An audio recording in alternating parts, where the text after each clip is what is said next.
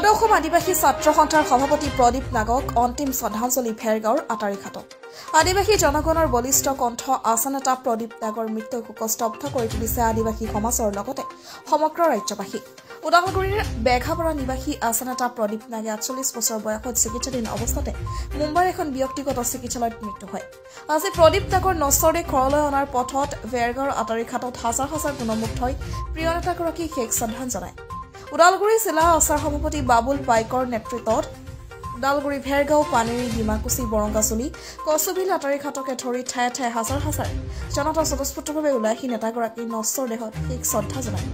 ৰাইজৰ লগত বিট আৰু দাৱাইচাবোৰৰ লগতে বহুসংখ্যক প্ৰশাসনীয় বিষয়াও নেতাগৰাকীৰ শেষ শ্ৰদ্ধা জনায়। নেতাগৰাকীৰ নশ্বৰ দেহ আটাৰীঘাটত উপস্থিত হোৱাৰ লগে লগে এক শোকাকুল পৰিৱেশৰ সৃষ্টি হয়।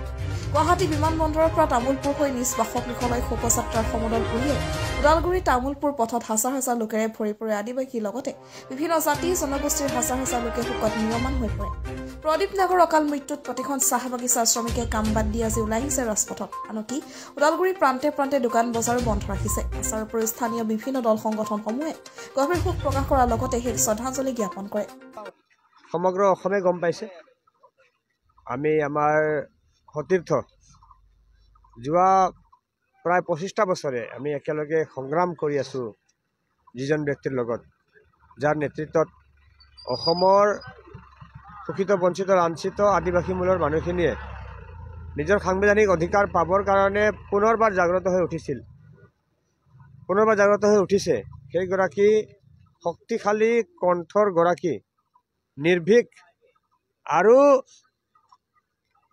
কল্পনা কৰিব নোৱাৰাকৈ সাহসী আমাৰ বন্ধু, আমাৰ বহু সংগ্ৰামৰ সতীৰ্থ আচাৰ সভাপতি প্ৰদীপ নাগ ডাঙৰীয়াক আমি আজি হেৰুৱাইছোঁ। আমাৰ বুকুত যিটো জুই জ্বলি আছে, আমাৰ বুকুত যিটো বেদনা আজি জমা হৈছে, সেইটো আমি ভাষাৰে প্ৰকাশ কৰিব নোৱাৰোঁ, ভাষাৰে বুজাব নোৱাৰোঁ। আপোনালোকে দেখিছে এই মানুহখিনি, এই লাইন লাইন মানুহ থিয় হৈ আছে ইয়াতে স্বতঃস্ফূৰ্তভাৱে।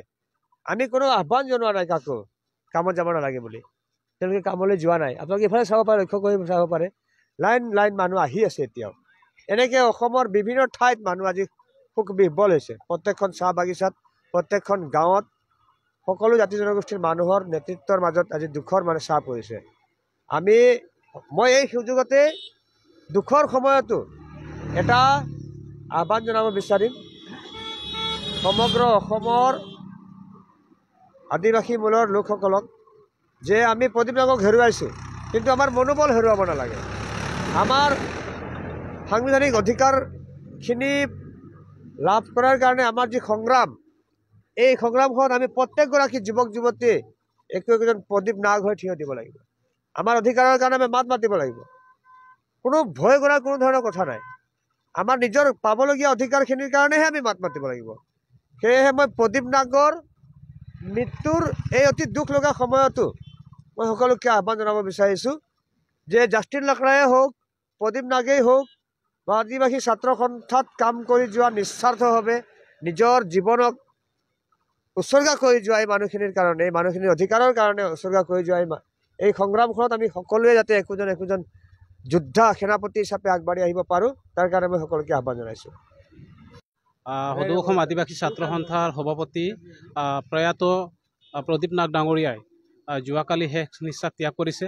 আৰু সেই সময়ত আমি খুব আত্মহাৰা হৈছোঁ, কিয়নো এজন আদিবাসী জনগোষ্ঠীৰ হকে মাত মাতা বলিষ্ঠ কণ্ঠৰে, যাক নেকি বজ্ৰকণ্ঠ বুলিব পাৰি, আৰু তেনেকুৱা এজন নেতাক হেৰুৱাব পাই আমি সঁচাকৈ মৰ্মাহত হৈছোঁ।